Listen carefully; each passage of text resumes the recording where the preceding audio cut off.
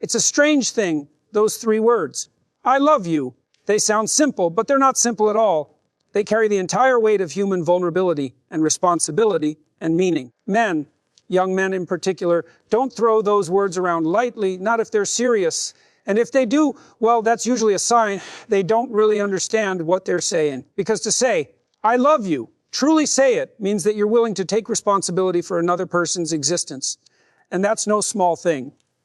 The awakening of interest, at first, there's a spark, a kind of chaotic attraction. Something about her voice, her laughter, maybe even just the way she moves, it draws him in. At this stage, he's not in love. He's curious. His attention is seized, and that's not trivial, because attention is the foundation of love. You can't love what you can't notice. The testing of compatibility now, as his interest deepens, he begins to test, not necessarily through deliberate actions, but through observation, through experience. He wants to know, is she real? Is she grounded?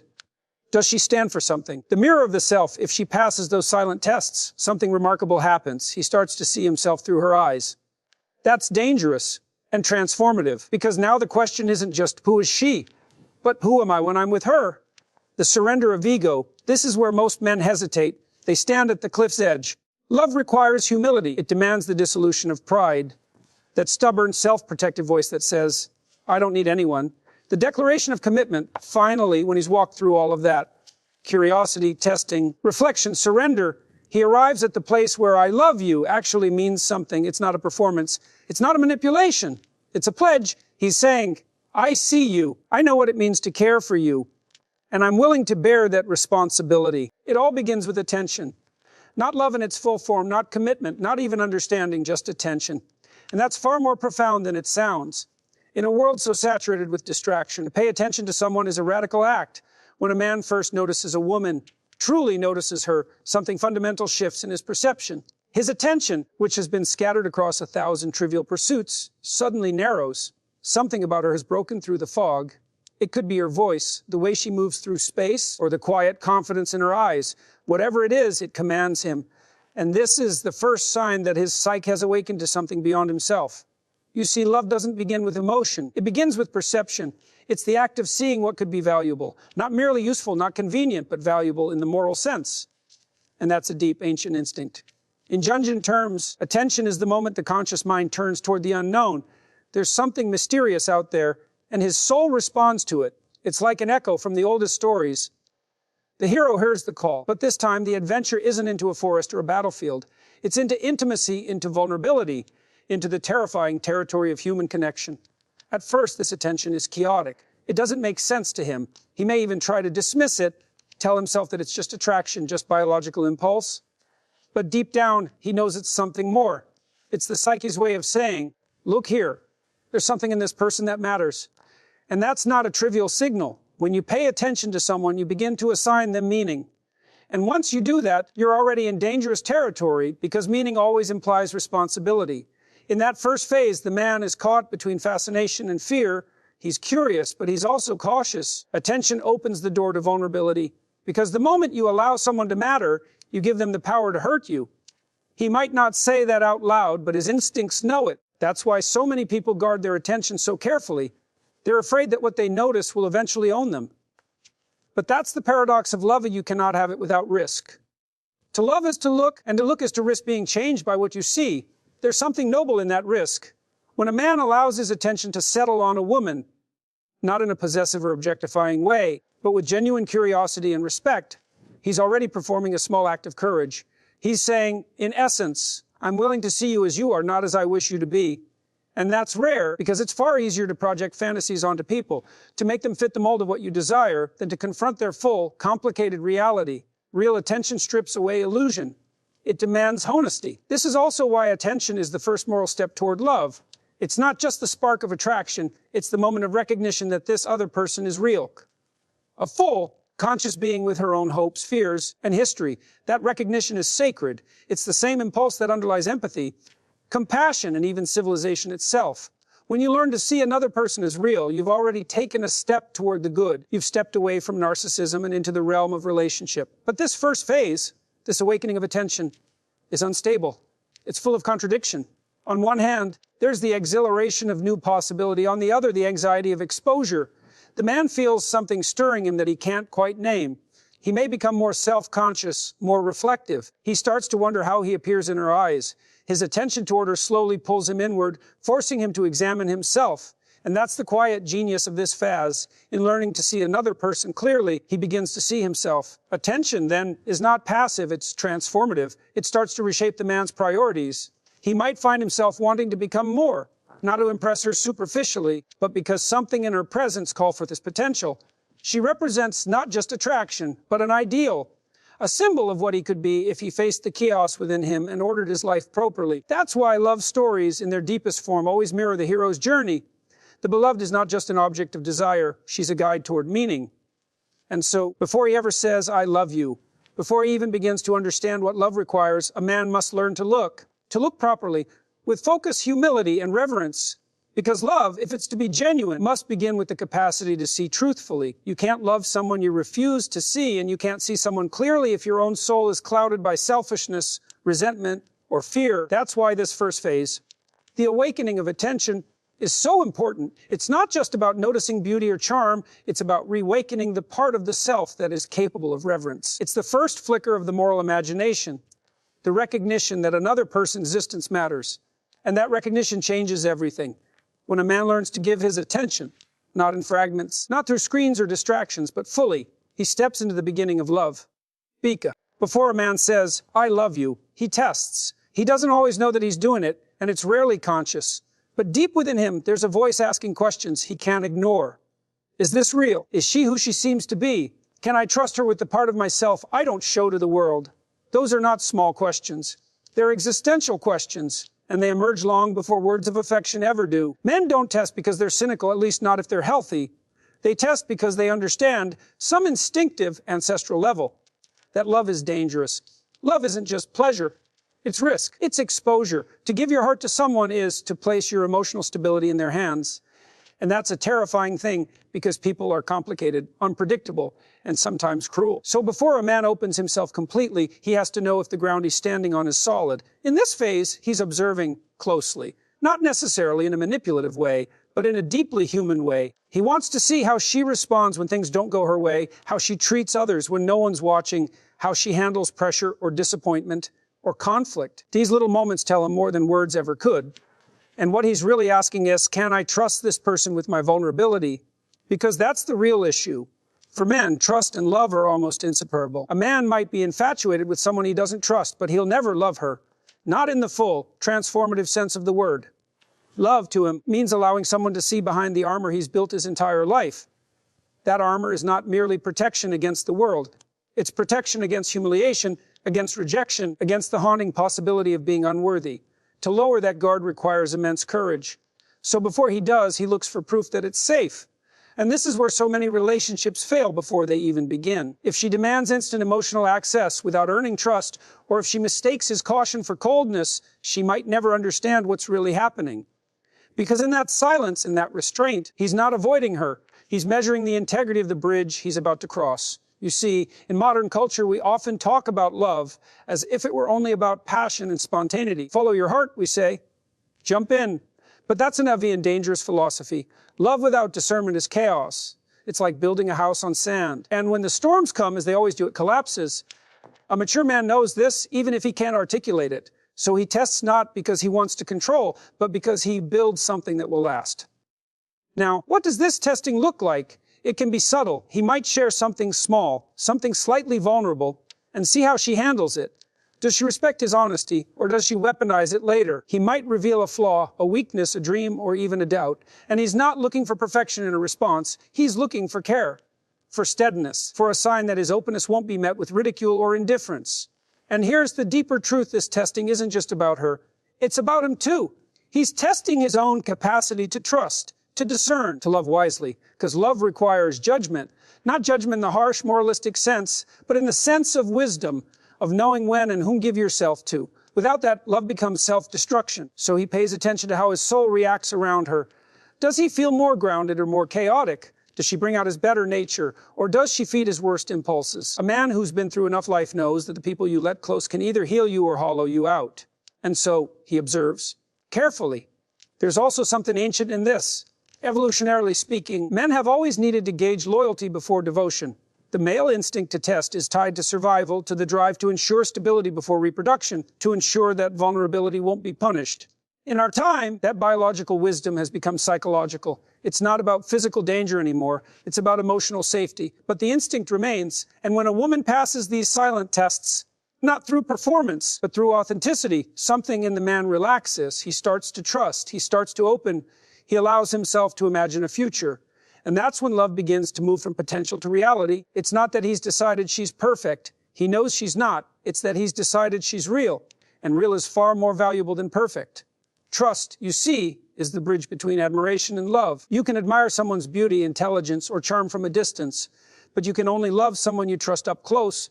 That's why this phase is so crucial. Without it, those three words, I love you, are empty. They're just sound. When a man finally decides that he can trust, he's not just making a romantic decision. He's making a moral one. He's choosing to believe that goodness is possible, that honesty exists, that human beings can be relied upon despite all their flaws. That's not naivete. It's courage. It's faith in the face of potential betrayal. So when a man hesitates before saying, I love you, don't mistake that for lack of feeling. Understand as the weight of responsibility pressing on him. He's standing at the edge of a profound decision, because to him those words mean, I'm willing to let you see who I really am. I'm willing to tie my peace of mind to your character. And that's not something to rush. This is why, when he finally does say it, it carries such gravity, because he's already asked the hard questions, already seen her in the light and in the dark, and still chosen to trust. And that's not just affection, that's wisdom. In that moment, his testing ends and commitment begins. But without that testing, love would be nothing but fantasy. And fantasy can never bear the weight of real life. Only truth can, and truth, for a man, is found not in words but in the quiet, careful way he learns to trust before he says, I love you. There comes a point, if the relationship is real, when something profound happens. Something subtle but irreversible. The man begins to see himself through her eyes. That's not a romantic cliché. That's a psychological earthquake. Up until this point, he's been observing her, testing her, trying to understand who she is. But now something shifts inward. He starts to realize that this connection isn't just revealing her character, it's exposing his own. She becomes a kind of mirror, reflecting back the truth of who he is, both the noble and the flawed. And that's where things start to get serious.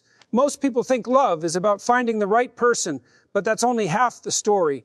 The other half, the harder, more dangerous half, is what love shows you about yourself. Because the closer you get to someone, the less you can hide. Your habits, your fear insecurities, your unspoken wounds, they all begin to surface. You might think you know yourself until you try to love someone deeply, and then you realize that the self is far more fragile and fragmented than you ever imagined. When a man sees himself reflected through the perception of someone he cares about, it's both illuminating and terrifying.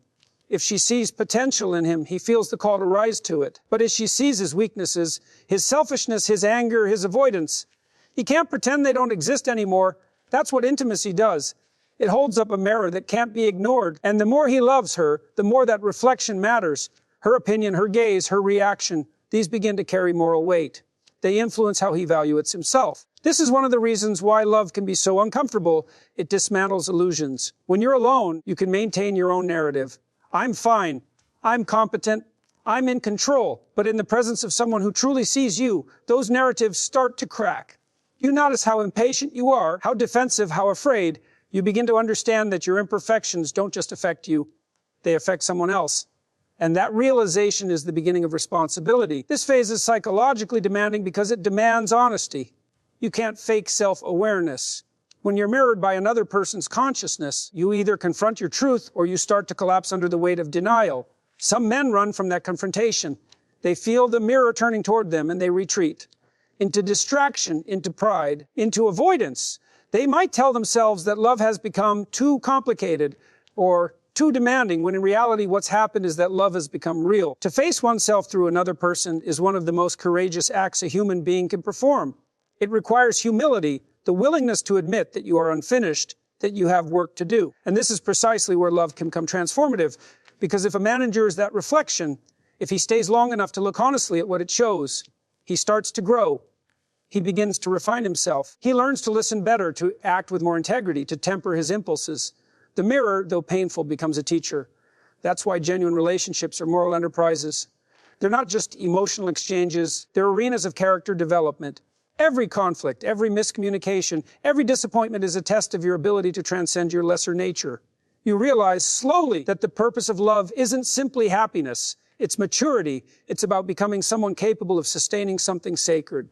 And this mirroring goes both ways. As he looks into her and sees himself, she's doing the same. Each becomes a reflection of the other's potential. That's why couples who endure, who grow together, start to resemble one another in subtle ways. They've absorbed parts of each other's souls through countless moments of reflection, challenge, and forgiveness. They've built an internal dialogue that transcends individuality. But there's a danger here too. The mirror can distort. If a man loses himself completely in her perception, he becomes dependent on it. He starts to mistake her validation for his identity. That's not love. That's submission to illusion. The right way to face the mirror is with balance, to let her perception reveal truth, but not define your worth. Love must refine you, not erase you. So this phase, this confrontation with the self, is not about surrendering individuality. It's about integration. It's about learning to see the parts of yourself that only relationship can expose. You discover your selfishness when you have to share. You discover your pride when you're asked to apologize. You discover your capacity for gentleness when she's vulnerable, and your capacity for cruelty when she's not. Every moment together is a revelation, and each revelation brings a choice. Do I turn away from who I am, or do I face it and improve? And here's where love begins to approach the sacred, because to look honestly at yourself and choose to grow for the sake of another person, that's an act of moral courage. It's a sacrifice of ego for something higher. That's what transforms infatuation into devotion. The man realizes that love isn't about how he feels, but about who he's becoming. So when a man reaches this third phase, he's no longer just captivated by her beauty or comforted by her presence. He's challenged by her existence. She draws out his potential, and sometimes that hurts. But that pain is the price of transformation. It's the pain of shedding old skins, of becoming a man who can actually stand up and love truthfully. And that's why this phase is so essential. Without it, love remains shallow, a pleasant illusion that shatters under pressure. But with it, love becomes the crucible where character is forged. The mirror doesn't lie, it doesn't flatter. It demands. And if he listens to what it shows him, and if he answers that demand with courage, then the man who finally says, "I love you," is no longer the same person who first whispered it in his head. He's deeper, stronger, more integrated. Someone who has looked into the mirror of love and found his soul staring back. There comes a moment, often quietly and without fanfare, when a man realizes that if he's going to love honestly, he's going to have to let something inside him die. And that something is his ego. Not the ego that gives him confidence or drive. That part's necessary. But the ego that armors him against vulnerability, that refuses to yield, that demands control. You see, love doesn't coexist well with pride. It exposes pride for what it really is, fear masquerading as strength. Up to this point, he might have been careful, even guarded. He's noticed her, seen himself reflected through her, and learned some uncomfortable truths along the way. But now, if he's going to move from observation to commitment, from affection to genuine love, he must surrender the part of himself that insists on self-sufficiency. That's the great paradox of manhood. You spend your early life trying to become strong, independent, untouchable, and then love demands that you risk all of it. For many men, this is the hardest step. The ego whispers, "Don't give in. Don't need anyone. Don't let them see you weak." And that voice sounds noble at first, disciplined, stoic, even wise. But it's a lie. It's the voice of fear disguised as wisdom. Because the truth is, love requires courage, and courage always involves vulnerability. If you can't be hurt, you can't love. It's as simple and as brutal as that. When a man begins to truly love, he has to confront the instinct to dominate, to win, to maintain the upper hand. Those instincts might serve him in competition, in the marketplace, or on the battlefield, but they destroy intimacy. Love is not a contest of wills. It's an act of trust. It's the willingness to stand before another person unarmed and say, "Here I am," flawed, uncertain, but open. That's surrender, not in the sense of defeat, but in the sense of truth. And that surrender is excruciating because it goes against everything society tells men about what it means to be strong. We live in a culture that rewards control. Control your emotions, control your image, control your environment. But love laughs at control. It demands authenticity instead. You can't control your way into being loved. You can only reveal yourself. And revelation always feels like risk. This is where many relationships falter. A man might care deeply, even desperately, but if he can't lower his defenses, if he can't say, "I need you," without shame, love can't take root. The ego resists dependence because dependence feels like weakness, but dependence in its healthy form is what binds human beings together. It's what allows mutual care, sacrifice, and growth. The tragedy is that so many men confuse dependence with submission. They think opening up means losing power, when in fact it's what gives their love meaning. When he finally begins to surrender the ego, something incredible happens. The armor cracks, and underneath, there's a human being capable of tenderness. He begins to realize that being strong isn't about never breaking. It's about knowing how to rebuild after you've broken. And in love, that rebuilding happens through trust. He learns that when he stops trying to control how he's perceived, when he stops curating his every emotional move, something pure emerges.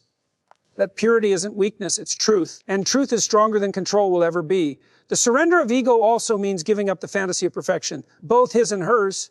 The ego wants ideal conditions, the perfect partner, the perfect moment, the perfect version of himself. But love lives in imperfection. It's built on forgiveness, on the shared acknowledgement of fragility. When he surrenders the ego, he begins to accept that real love is not about being flawless. It's about being faithful in spite of flaws.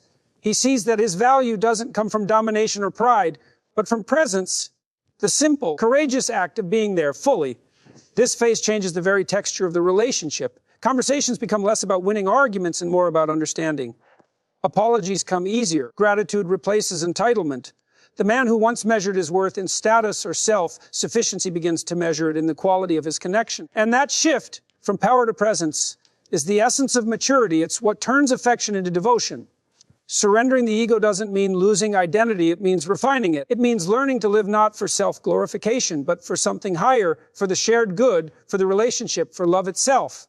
In that sense, the surrender is a kind of transcendence. He's no longer bound by the narrow limits, me. He becomes part of a few, and that calls him to a higher order of being. But this surrender isn't a one-time event, it's a continual process. The ego regenerates, it whispers again and again, protect yourself, don't give too much, don't let her see your fear. And each time he has to choose, will I yield to fear or will I yield to love? This is the real battleground of the masculine soul. It's not out there in the world. It's within, where pride and tenderness wrestle for dominance.